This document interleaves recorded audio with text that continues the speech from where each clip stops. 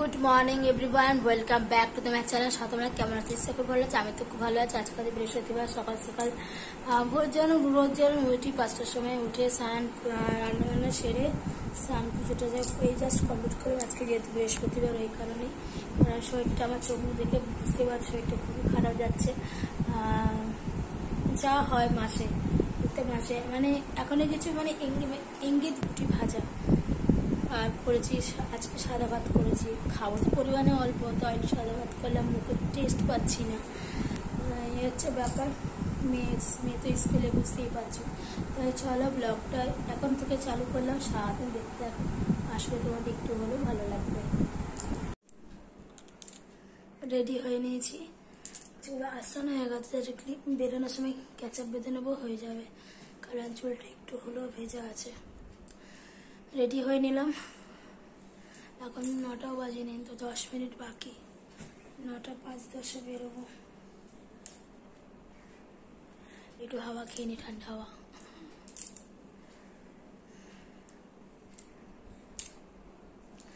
জানো তো, মানুষের জীবনে কিছু না কিছু প্রবলেম ক্রিয়েট হয়, আর নিজের মনের মতন করে কিছু গড়ে তুলতে গেলে না অনেক স্টেবল করতে হয়, অনেক স্টেবল করতে হয়, প্রচুর পরিশ্রম করতে হয়। কৃষ্ণ একটা কথাই বলে দিয়ে গেছে, কষ্ট করো, ফলের আশা করো না। তাই কষ্ট কর, আমার পাশে থাকবে, পিয়ালির মধ্যে পাশে থাকবে। আর কিভাবে এত বড় হয়েছি না হয়েছি, কত কিছু হয়তো তোমাদের সাথে শেয়ার করতে পেরেছি, আরো কিছু বাকি শেয়ার করা, সেটা একটু আমার সময় লাগবে, একটু সময় সাপেক্ষ। তাই আমার পাশে থাকো, তোমার এই বান্ধবীর পাশে থাকো, এটুকু আমার তোমাদের কাছে কামনা, রিকোয়েস্ট বলতে পারো। তাই চলো বেরোই, এসে আবার দেখা করবো।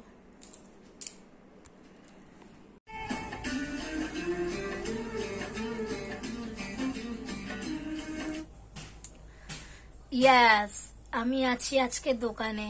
আজকে আর মেয়েকে আমি আনতে যাইনি, আমার কর্তমাসে ফোন, তখন আমি হাফ রাস্তায়।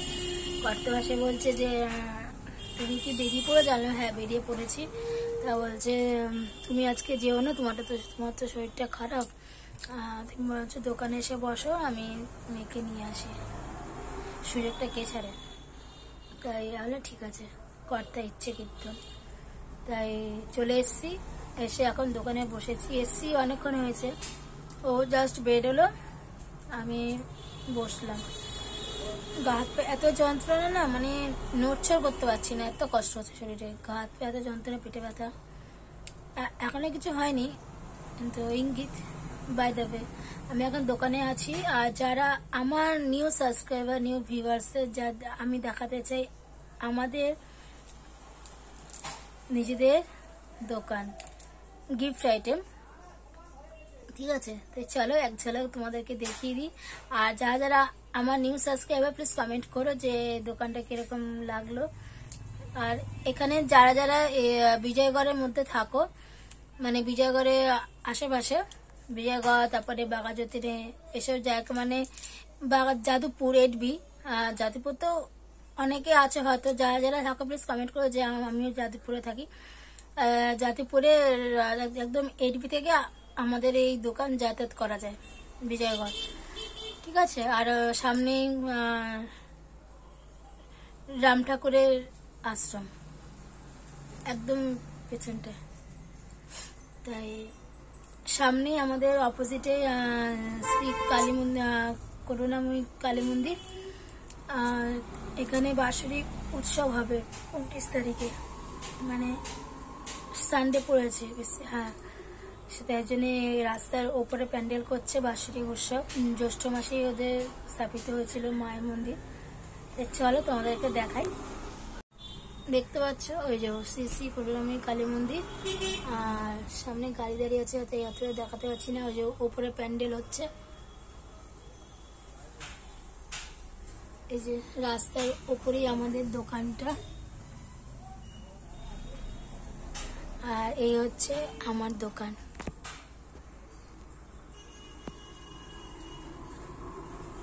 নেল পালিশ থেকে শুরু করে চকলেট সব কিছু থাকে, ডিও, আর 100 টাকা ডিও থাকে, অনলি ফর 100 রুপিস।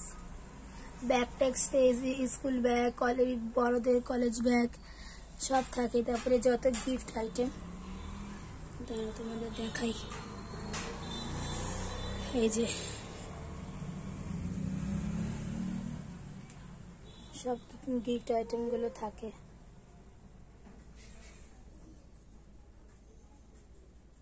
যারা আমার নিউ সাবস্ক্রাইবার প্লিজ কমেন্ট করো, নিউ ওল্ড সব, এইসব teddy bear, flower glass, ladies handbag, coffee mug,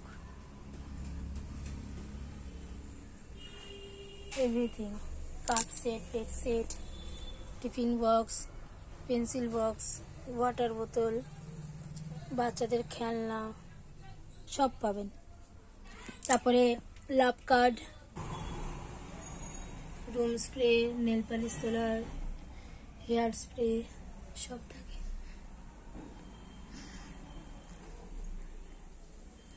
deo, ঠিক আছে। আর এটা হচ্ছে আমার সিটিং এরিয়া। তোমাদের কিরকম লাগলো প্লিজ কমেন্ট করো।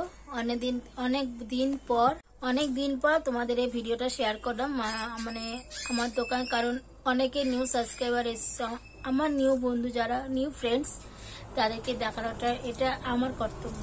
তাই দেখালাম যে আমাদের কিসের দোকান, গিফট আইটেমের দোকান, সব রকমের গিফটের এসব। আমার দোকানে 150 থেকে শুরু আপ টু 190 অব্দি।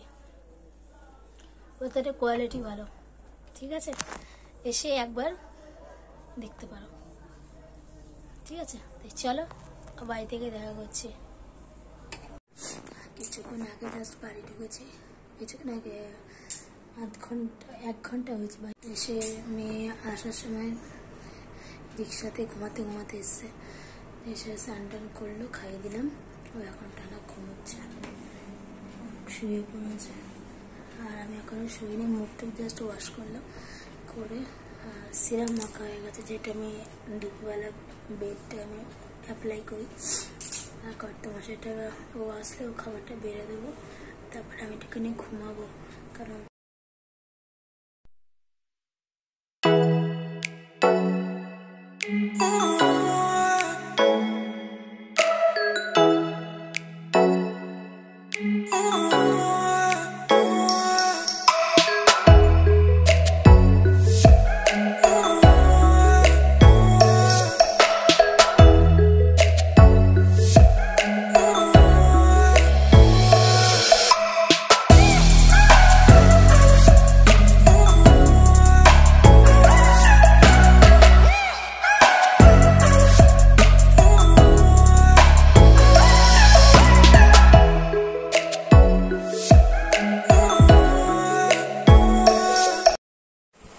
তখন দেখলে চুল টুল বেঁধে নামলাম খাট থেকে, এখন একটু বসেছি। এত গরম বাইরে, মানে কল্পনার বাইরে। বসেছি, কর্তমাসে একটুখানি ঠান্ডা ঠান্ডা পানি বানাচ্ছে, মানে শসা, ব্ল্যাক পেপার, পাতিলেবু, পুদিনা পাতা দিয়ে একটা রস।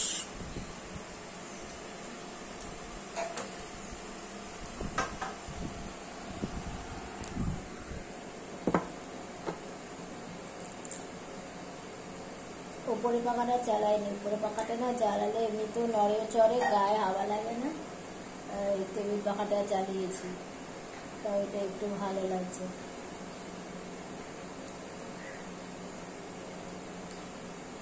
এই সময় ঘুমাই,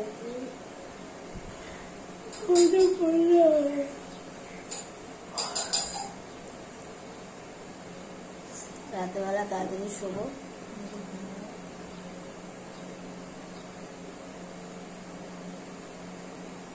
এটা খেয়ে আন্টিকে চা করে দেবো, তারপরে সন্ধ্যা দেবো।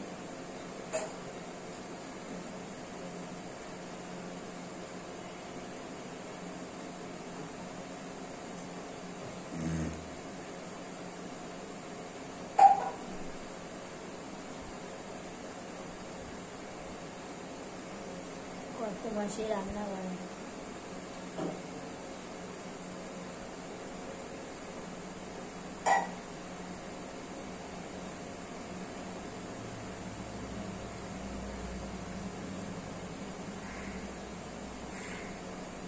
আজকে মিনিমাম 40 ডিগ্রি।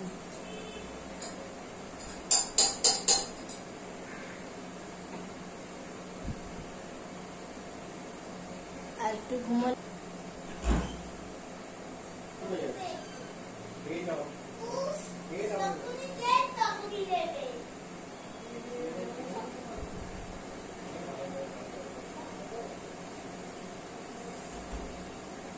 ভাগ্য করে এরকম কষ্ট পাইছি।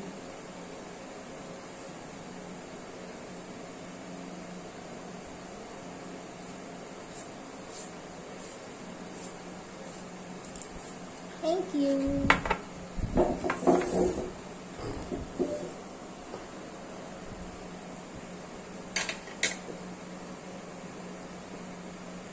Yummy, yummy.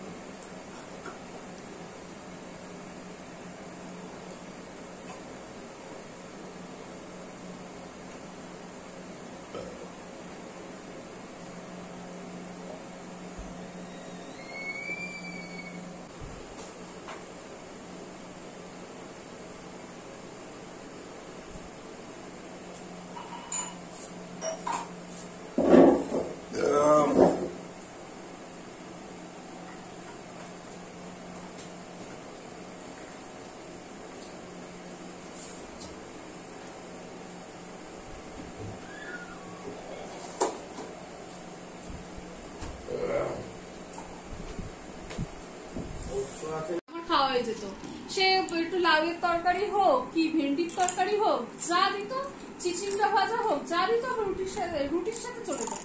পরোটা দিলেই মোটা তো ময়দা দিয়ে করে।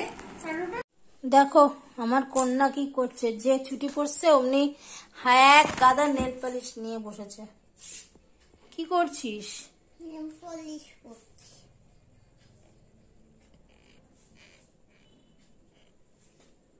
দেখো কত কালার।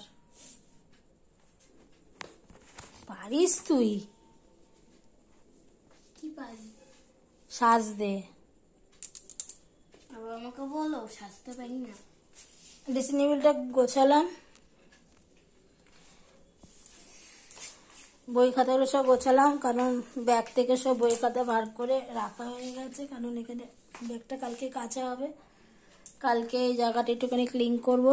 দেখো না কি অবস্থা, ঝুল হয়, এই দেখো ঠিক আছে, ঝুল হয়, অবস্থা টাইট। White colour. কি হোয়াইট কালার এটা?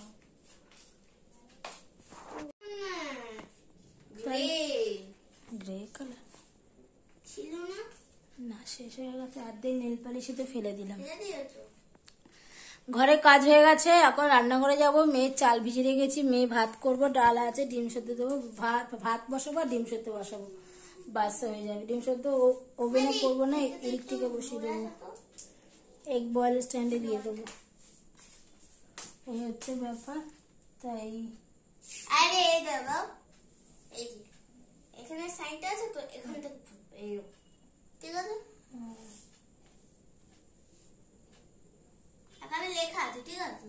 বুঝলাম। কালি শেষ হয়ে গেছে, বলে কেটে ওয়াটার ভরো, ওয়াটার বললে তবে কালি বেরোবে। চলো ভাত বসাই। তাই চলো সবাইকে আজ পর্যন্ত টাটা। একটু দেরি করে ঘুমাবো। ঠিক আছে।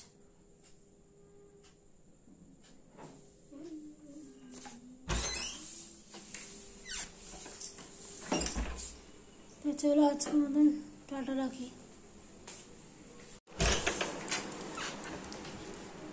বেডরুমে, ডাইনিং রুমে মেয়ের এদিকে ভাত হয়ে গেছে, ডাল গরম করা হয়ে গেছে, দুধ জাল দেওয়া হয়ে গেছে। আর এদিকে ডিম সেদ্ধ হচ্ছে। আর মেশিনে আর বসাই নিব, কারণ পরিষ্কার করলাম। দেখো পুরো জায়গাটা। কাপগুলো নিচে ছিল, এগুলো এখন এই জায়গা এখন বড় কফি মগগুলো রাখলাম। উপরটা পুরো ক্লিন করলাম, আর জলে বোতলগুলো মাজলাম, এটা মুছলাম করে রাখলাম। আর ওটা যেরকম ছিল তেমনই আছে। তা কেমন লাগছে প্লিজ বলো, ঠিক আছে?